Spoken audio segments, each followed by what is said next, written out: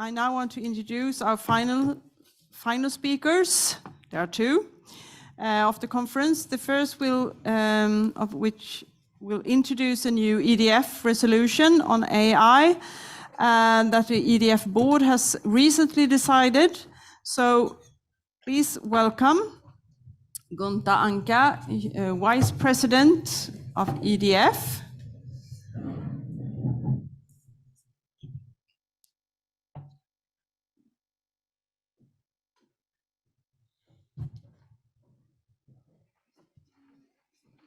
Welcome.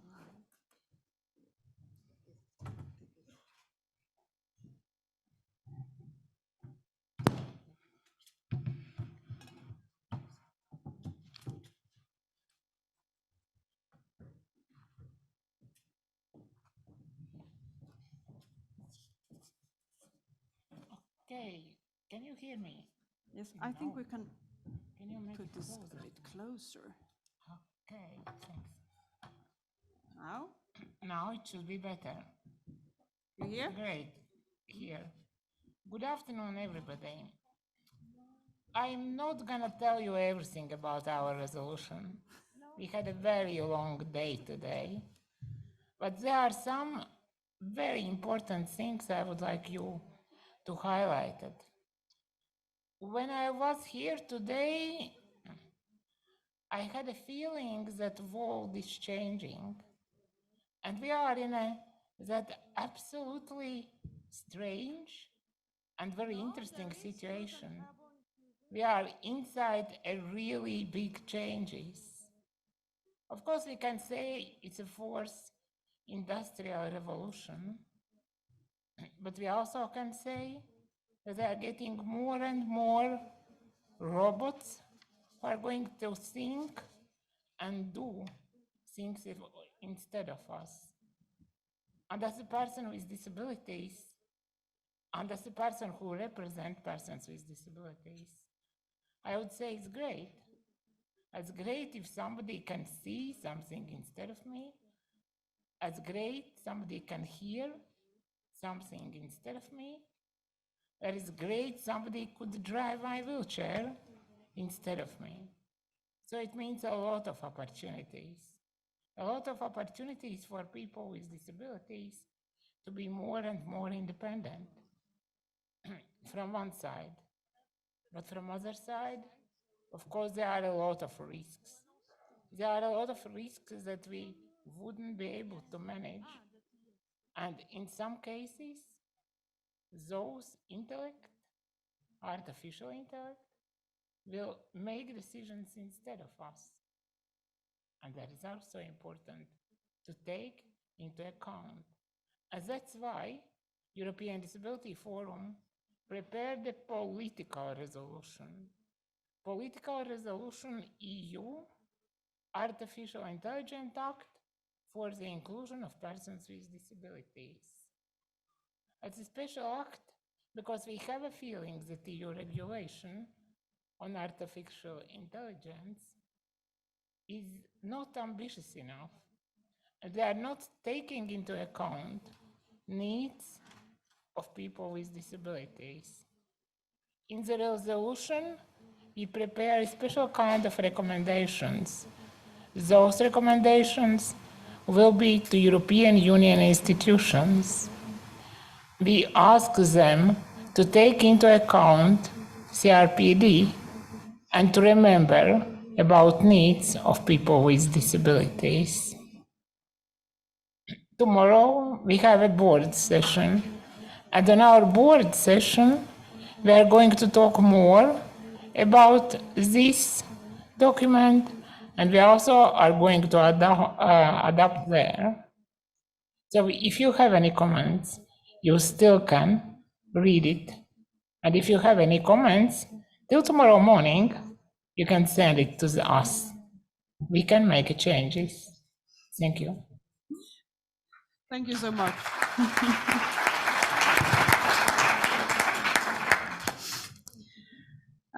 So thanks, Gunta, for that one. And finally, to close today's conference, I welcome Nora Bednarski, Cabinet Member of the European Commissioner for Equality.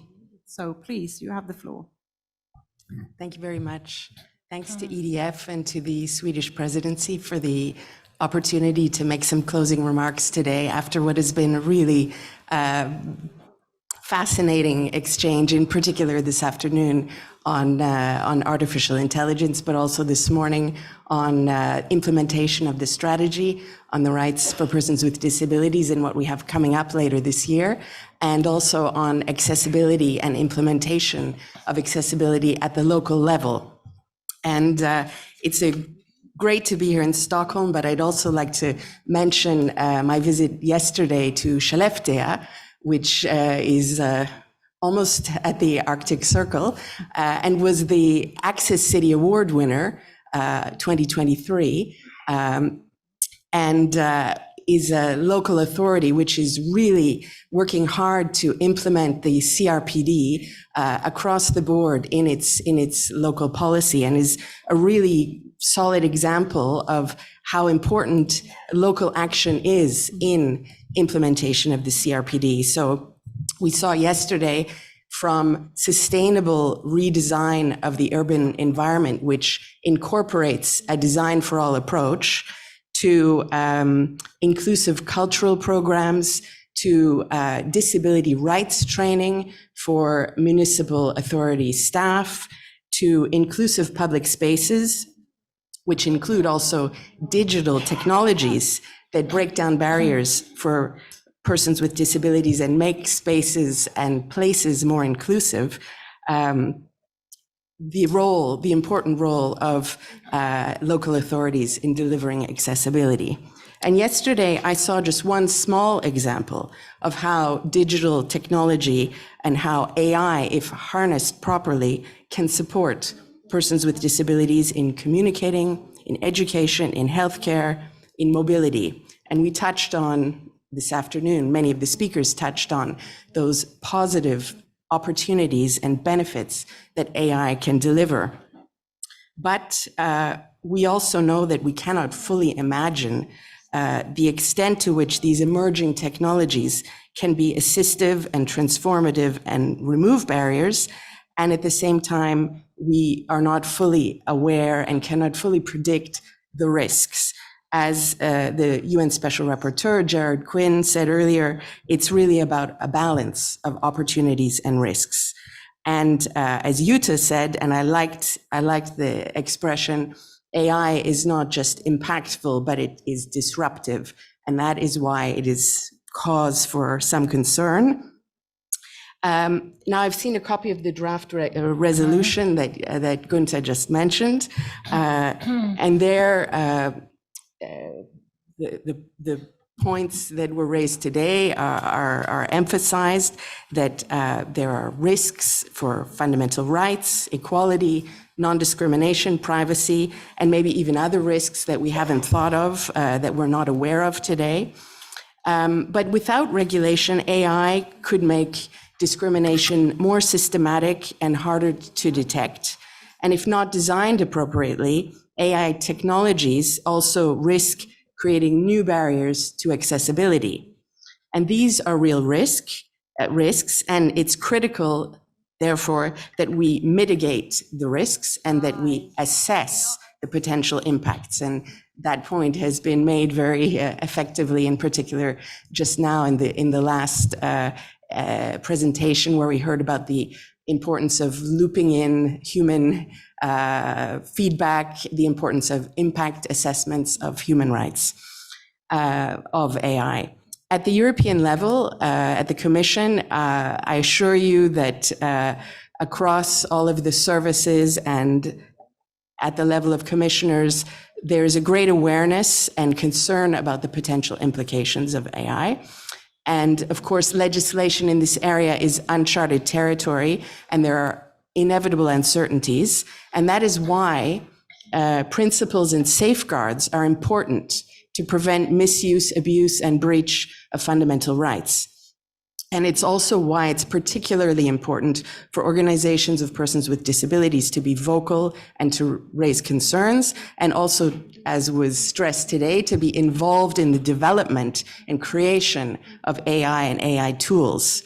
And to design for difference, another important point that was made by Jutta earlier. As was also discussed and outlined a little bit, the Commission presented its proposal for the first ever comprehensive regulation on artificial intelligence in 2021. And the proposal, as you heard, is making its way through the co-decision process. The lead commissioners on the proposal were Executive Vice President Vestager and Commissioner Breton. But of course, it is a proposal by the European Commission, and all commissioners and services contributed to that proposal.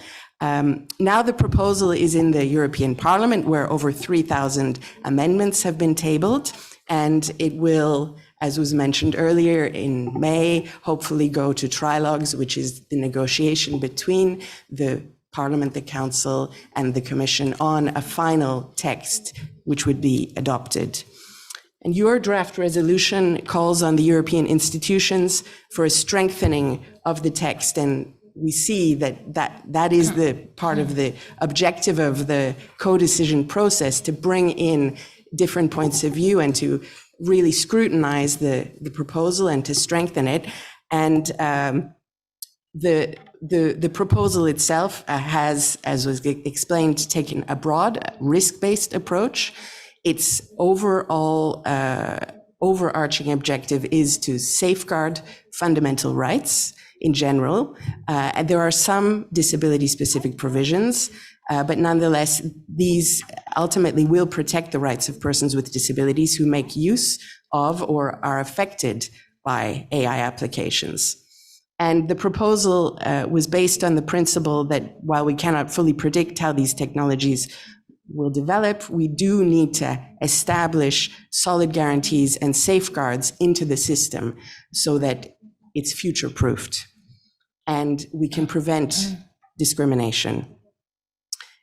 So the co-decision process is ongoing. It's a chance to further strengthen the proposal. And so it's important also that your point of view is put on the table and shared with all three institutions.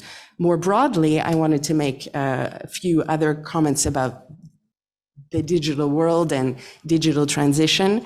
The Commission is also committed to ensuring that we ensure equality and non-discrimination as we have more and more digital technologies introduced in society. And beyond artificial intelligence, Commissioner Dalli has recently discussed with other commissioners their common concerns and risks about the growing digital divide, and in particular in terms of access to public services as they are more and more digital. And also the importance of digital skills for persons with disabilities, but also digital skills in relation to accessibility. And these are also issues that you flagged in the draft resolution. So digitalization of public services is a core part of the ongoing digital transition. And if taken into account, and is taken into account in the Commission's work on the interoperability of those systems across member states, including, for example, the recent proposal on the Interoperable Europe Act, which would make cross-border data exchanges for digital public services more efficient and secure. And in that context, we are committed to ensure accessibility as well, so not just interoperability, as part of the whole development life cycle and design of public digital services. And of course, the digital dimension will be an important element to consider for the upcoming disability card proposal, which will be put forward later this year. Your draft resolution also mentions skills. As Commissioner Dalli stressed this morning in her opening remarks on the video, without digital skills and without accessibility skills, the digital transition risks leaving people behind. The strategy for the rights of persons with disabilities highlights the importance of investing in digital skills in order to ensure effective use of ICT, AI, and robotics. And that implies accessible digital educational material, the availability of assistive technology, technical support, teacher competence on inclusion and on accessibility. And this is explicitly flagged in the Commission's Digital Education Action Plan. But it's not just about acquiring digital skills, we also need accessibility skills. And the Digital Education Action Plan recognizes shortages of digital experts, including digital accessibility specialists, and highlights the importance of developing those competences. This will also be a consideration in the Commission's forthcoming package on digital skills in education and training, foreseen in about a month. So in conclusion, the Commission is fully committed to meeting its obligations under the CRPD and to ensure that disability rights are protected in the fast-paced digital transformation of our society, and that transition is inclusive and accessible and human rights compliant. We all need to work together to ensure that digital technologies are safe and trustworthy and ultimately bring positive change to society, including for persons with disabilities. And I think by working together, by ensuring dialogue, by ensuring safeguards, by ensuring assessment of the impacts and the risks, we can also achieve an equal and non-discriminatory implementation of AI and other digital technologies, and we can ensure that indeed diversity is our greatest asset rather than a disadvantage. Thank you. Thank you so much, Nora. Very good speech. And then we also heard nearly everything we have heard today as well. You wrapped it up in a very good way. And before I officially conclude today's conference, I want to take a moment to thank a lot of people and organizations, of course. I could start to thank my own organization, the Swedish Disability Rights Federation, the EDF, European Disability Forum, the European Commission, the Swedish Ministry of Health and Social Affairs, and the Swedish Post and Telecom Authority. And of course, a big thanks to all our speakers, interpreters, our transcribers, and the team behind everything. I think we give the team and all of them a big applause.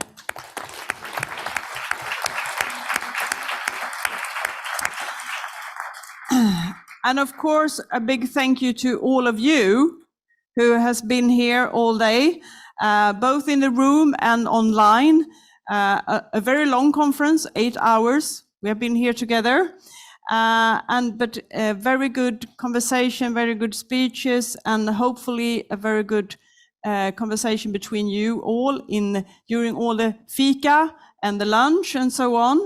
So everything we have heard today and what has been said from here, it's recorded and it's available on the host website the coming week, so you can see it all again. And on behalf of the European Disability Forum and Swedish Disability Rights Federation, I would like to thank you all for being here today. So see you soon, hopefully, and good evening.